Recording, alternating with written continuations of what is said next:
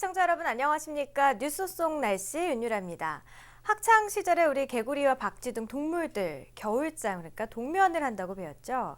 하지만 도대체 우리 동물들 어디서 어떻게 추운 겨울을 지내고 있는지 궁금할 때가 많습니다. 오늘은 동물들의 동면에 관련된 재밌는 이야기 함께 나눠보도록 하겠습니다. 스튜디오에는요, K웨더 반기성 센터장님 나와 계십니다. 센터장님 어서 오세요. 안녕하세요. 안녕하세요. 새해 복 네. 많이 받으세요, 센터장님. 네, 새해 복 많이 받으십시오. 자, 우리 겨울에는 동물들이 겨울잠을 잔다라고 알려졌는데 도대체 어떻게 겨울잠을 자는 건가요? 개구리 등 동물들은 동면을 하죠. 네. 영하인 날씨에 뭐 돌아다니다가는 이제 굶어 죽거나 얼어 죽기 십상이기 때문인데요. 그래서 이제 우리는 이들이 어디선가 동면하는구나 알고는 있는데 이제 이들이 겨울을 나는 전략이 아주 꽤 다양하다는 사실이 최근에 와서 밝혀지고 있습니다. 네. 이제 뱀이나 곰이 굴에 들어가서 추위를 피하는 것은 그중 하나일 뿐이죠. 어떤 때는 저 체온을 조절하고 어떤 때는 저 환경의 온도를 그대로 따르는 동물을 우리가 이제 이온 동물이라고 부르는데요.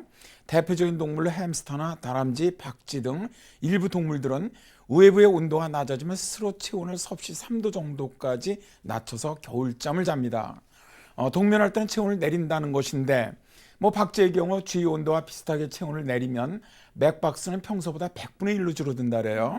그러니까 에너지를 아주 최소화하면서 추운 겨울을 나는 동물들의 지혜라고 할 수가 있죠. 그런데 이제 보통 개구리는 물속에서 버티는 경우가 많은데요. 수면이 꽁꽁 얼어붙은 강물도 밑바닥은 영상 0도에서 한 4도 정도로 지낼 만하기 때문입니다.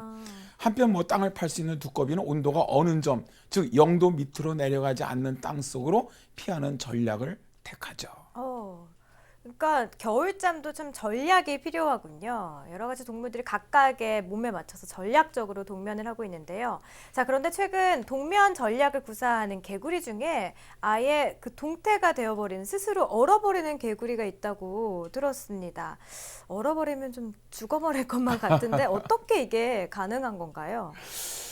동면에서 스스로 동태가 되는 놀라운 전략을 구사하는 동물은 캐나다에서는 숲개구리라 그래요. 네. 이 녀석은 아예 동태가 되는 길을 자청을 하는데요.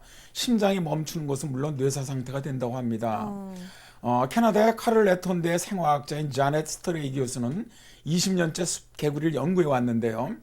겨울 동안에 꽁꽁 얼어 있다가 날이 풀리면 몸이 녹으면서 피가 다시 돌고 폴짝폴짝 뛰어다니니 야 이게 귀신이 곡할 노릇이라고 말합니다. 그러게요. 네, 스트레이 교수팀의 연구 결과에 따르면 개구리 몸 전체가 꽁꽁 어는 것은 아니고요. 네. 몸속의 물 가운데 65% 정도가 얼음으로 바뀐다래요.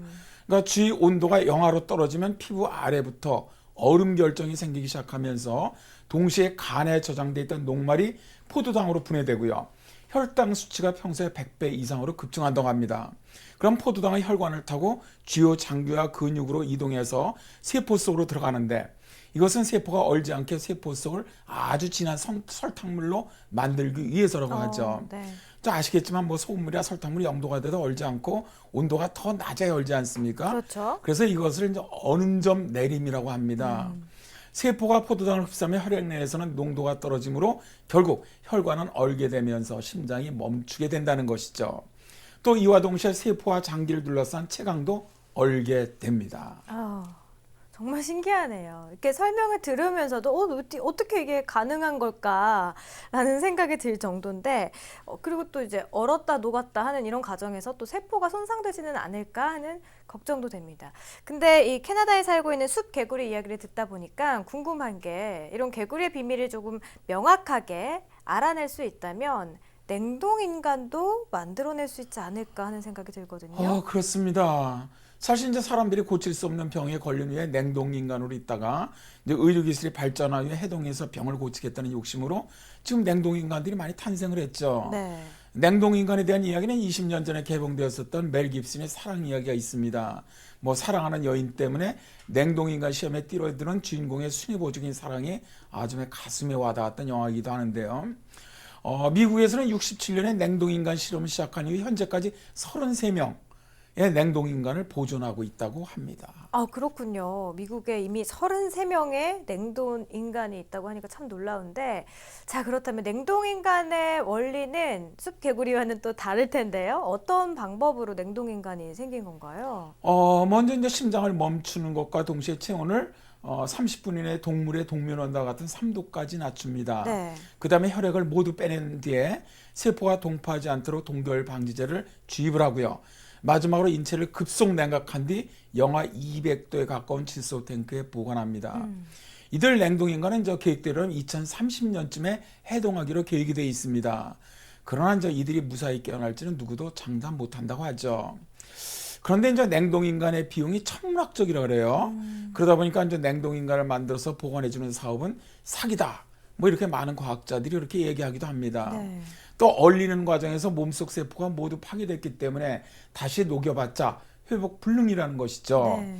그래서 스토레이 박사의 연구가 관심을 끄는 것은 이들이 얼어있던 혈관이 해동될 때 손상되지 않는 이유를 밝혀냈기 때문인데요.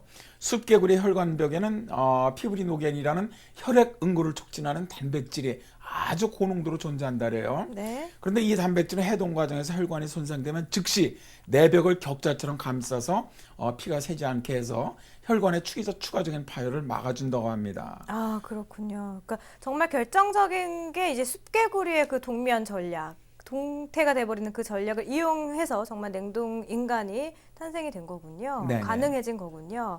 참 신기합니다. 자, 오늘 동물들의 겨울잠의 비밀과 함께 인간들의 냉동 인간의 원리까지 한번 자세히 좀 알아봤는데요. 오늘도 역시 유익한 시간이었습니다. 센터장님 오늘 말씀 고맙습니다. 네, 감사합니다. 냉동 후 해빙하는 과정에서 세포의 파괴를 막아주는 물질이 냉동인간 기술로 결합된다면 머지않아서 정말 정상적으로 깨어날 수 있는 냉동인간이 탄생할 것이라는 생각이 드는데요. 물론 이 윤리적인 문제도 해결을 해야겠죠. 뉴스 속 날씨 오늘 준비한 이야기는 여기까지입니다. 시청해주신 여러분 고맙습니다.